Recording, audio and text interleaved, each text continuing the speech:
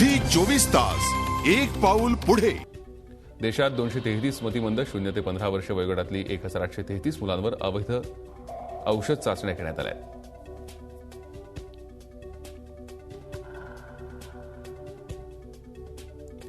15 शासकीय डॉक्टर्स आणि 40 खासगी रुग्णालयातील डॉक्टर्सचा यात सहभाग आहे।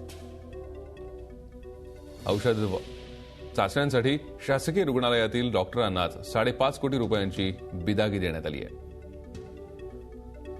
या चाचण्यांमुळे 2008 मध्ये 288 जणांचा मृत्यू झालाय, तर 2009 मध्ये 633 जणांचा, 2010 मध्ये 537 जणांचा मृत्यू झालाय। औषध चाचण्या करण्यात आलेले सर्व गरीब आणि अशिक्षित आहेत।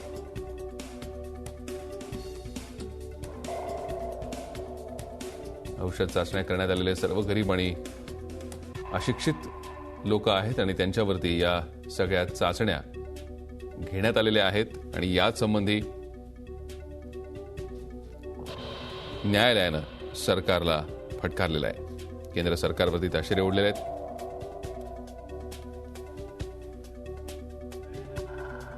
झी 24 तास एक पाऊल पुढे।